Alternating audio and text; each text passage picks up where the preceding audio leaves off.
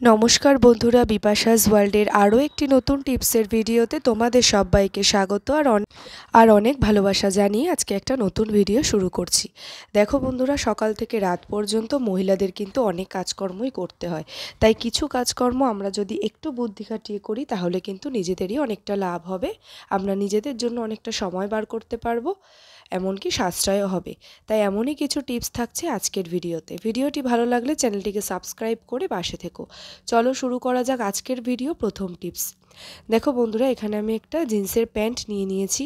তো আমরা তো প্রত্যেকেই জিন্সের প্যান্ট পরি, তাই না? কিন্তু জিন্সের প্যান্ট পরতে গেলে অনেকের এই সমস্যাটা হয়, বা জিন্সটারই যদি কোনো প্রবলেম থাকে, তো এই প্রবলেমটা কিন্তু প্রায় প্রত্যেকেরই হয়। কি হয় যে চেনটা কিন্তু মানে লকটা যদি নষ্ট হয়ে যায়, চেনটা কি হয় আটকানোর মানে লকটা আটকানোর পরেও কিন্তু বারবার করে এটা খুলে যায়।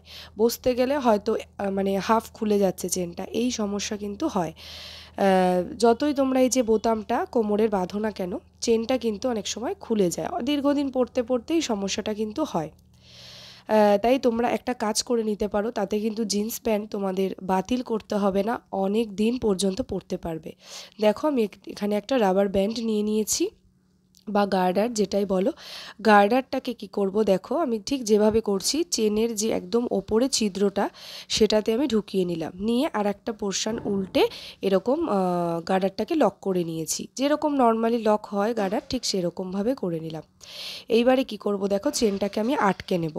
ওপর থেকে এবার টেনে নিচ্ছি, আটকে নেওয়ার পর ঠিক মানে ভালো করে ফলো করবে, না হলে কিন্তু বুঝতে পারবে না। চেনের ওপরে ছিদ্রটায় আমি গার্ডারটাকে লক করে নিয়েছি। এইবারে গার্ডারটা মানে চেনটা ওপরের দিকে টেনে নিলাম, আর গার্ডারটাকে কি করব, দেখো এই যে ওপরে যে বোতামটা আছে, এটা আজ প্যান্টটা পরার পর এই কাজটা করবে, আগে না, তাহলে প্যান্টটা পরতে পারবে না। আগে প্যান্টটা পরে নেবে, তারপরে চেনটাকে আটকে এরকমভাবে গার্ডারটাকে বোতামের মধ্যে 3-4টে প্যাচ করে নিলে, ঠিক যেভাবে দেখালাম। এরপর কি করবে, এই যে বোতামটাকে লক করে নিলে, যেরকমভাবে বোতামটা আমরা আটকে নিই কোমরে, সেরকম। দেখো এতে করে কি হবে, গার্ডারটা কিন্তু কোনোভাবেই দেখা যাবে না, দেখো পুরো ঢেকেই থাকবে। এতে তোমাদের কোনো টেনশনের কারণ নেই যে গার্ডারটা দেখা যাবে। যতই ক্রপ টপ ছোটো টপ পরো না কেন, কোনোভাবেই দেখা যাবে না। এইভাবে যদি তোমরা এই হ্যাকটা কাজে লাগাতে পারো তাহলে কিন্তু খুবই সুবিধে হবে। আর কিন্তু এই সমস্যায় মহিলা কি পুরুষ কি কারোরই পড়তে হবে না। বাচ্চাদের ক্ষেত্রেও কিন্তু এটা করে দিতে পারো, এইভাবে চেনটাকে লক করতে পারো গার্ডারের সাহায্যে। ভালো লাগলে বন্ধুরা লাইক করো, প্রত্যেকের মাঝে শেয়ার করো, যাতে অনেকের হেল্প হয়। চলে যাচ্ছি পরবর্তী একটি নতুন টিপসে। পরবর্তী টিপস নিয়ে চলে আসলাম 2 নাম্বার টিপস। খুব কাজের একটা টিপস। দেখো বন্ধুরা, প্রত্যেক দিন আমাদের এই সমস্যায় কিন্তু পড়তে হয় মহিলাদের। দেখো প্রত্যেক দিন আমরা রান্নাবান্না করি, রান্নায় তো লঙ্কা দিতেই হবে, তাই না? সেই লঙ্কাগুলো যখন আমরা মানে ছুরি হোক বটি হোক তার মানে সাহায্যে আর কি, যখন কুচিয়ে আমরা রান্নায় ব্যবহার করি, তখন কি হয়, আমাদের দুটো হাত কিন্তু প্রচণ্ডভাবে জ্বালাপোড়া করে আর একেবারে লাল হয়ে যায়, তাই না? তারপরে কিন্তু সেই হাত যদি আমাদের মুখে চোখে যেখানেই লাগুক না কেন, বা বাচ্চাদের কাছে আবার যদি যাই, বাচ্চাদের গায়ে হাতটা লাগলেও কিন্তু তাদেরও খুব সমস্যা হবে। তাই লঙ্কার কাজ তো করতেই হবে, রান্নায় লঙ্কা দিতেই হবে এরকমভাবে কেটে। তো তারপর কি করবে, দেখো এইভাবে রান্নাবান্না করার পরে বরফ নিয়ে নেবে। প্রত্যেকের ফ্রিজে বরফ থাকে, তো বরফটা নেয়ার পর যতটুকু প্রয়োজন 2 টুকরো 3 টুকরো বরফ নিয়ে নেবে, নিয়ে হাতে ভালো করে ঘষে নেবে। সম্পূর্ণ বরফটায় দুটো হাতে এক নাগাড়ে ঘষবে। দেখবে এই জ্বালাপোড়া ভাবটাও যেমন কমে যাবে, আর কি হবে, যে লালচে লালচে ভাবটা হাতের, সেটাও কিন্তু চলে যাবে। তোমরা এই টিপসটা ফলো করে দেখো, দেখবে রান্নাবান্নার পরে অনেকটা রিলিফ পাবে। আর হাতে কিন্তু জ্বালাপোড়া করলে সত্যিকারেরই অন্য কাজ কিন্তু আর করা যায় না। আর এই জ্বালাপোড়া করা হাতে, তার মধ্যে যদি গরম তাপ লাগে, তাহলে তো কোনো কথাই নেই, মানে প্রচণ্ড কষ্ট হয়, তাই না? তো তোমরা কিন্তু এই কাজটা করে নিতে পারো বরফ দিয়ে। আশা করছি টিপসটি তোমাদের কাজে লাগবে, একবার ট্রাই করে দেখো। চলে যাচ্ছি পরবর্তী একটি নতুন টিপসে, 3 নাম্বার টিপস। দেখো বন্ধুরা, নিজেরা হোক কি বাচ্চাদের, নখ তো কাটতে হয়, তাই না? প্রত্যেক সপ্তাহে ওদের নখটাকে ঠিকঠাক করে দিতে হয়। তো দেখো আমার মেন নখটা আমি এখন কেটে নেব।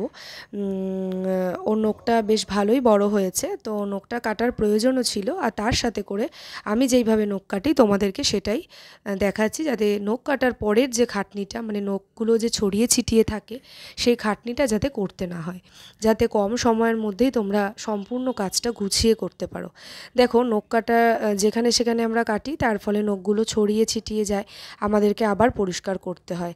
দেখো মাত্র 2টো আঙুলে নখটা কেটেছি, তাতেই কিন্তু কতগুলো নখ ভর্তি হয়ে গেছে।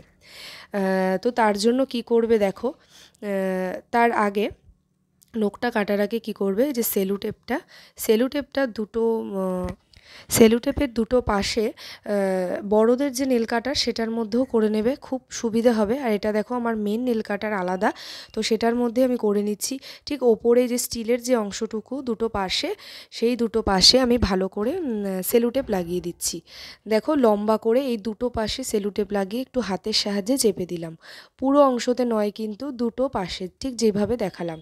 এইবারে কি করব দেখো, এইবারে কিন্তু আমি নখটা কেটে নেব। দেখো আমার মেন নখটা যখন কাটবো, নখগুলো দেখবে কোনো জায়গায় তো ছড়িয়ে ছিটিয়ে যাবেই না, উপরন্তু সমস্তটাই নেল কাটারের মধ্যেই থাকবে।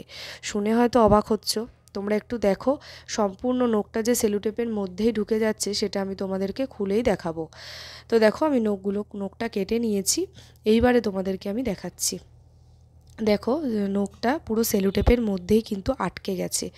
তো এইভাবে তোমরা হাতের পায়ে সমস্ত নখ কেটে নেবে, আর কোনো পরিষ্কার কিন্তু করতে হবে না, সম্পূর্ণটা এরকমভাবে মানে সেলুটেপেই থাকবে। দেখো তোমাদের কাছ থেকে একটু দেখালাম। এবার কি করবে, সমস্ত নখ কাটার পর দুটো পাশে যে সেলুটেপ সেটাকে ধরে খুলে ফেলে দিলে, ব্যাস। এইভাবেই যদি তোমরা গুছিয়ে কাজ করো তাহলে কিন্তু একটা কাজের পেছনে অনেকটা সময় না ব্যয় করলেও চলবে। নিজেদের জন্য এইভাবেই কিন্তু কিছুটা সময় বার করতে পারবে, আর অল্প সময় অনেক কাজ করতে পারবে। আশা করছি বন্ধুরা টিপসটা তোমাদের অনেকটা কাজে আসবে, তোমরা একবার করে দেখো।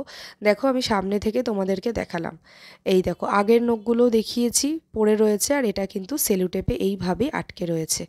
ভালো লাগলে প্রত্যেকের মাঝে শেয়ার করো, আর কমেন্ট করে জানিও তোমরাও এইভাবে করো কি না।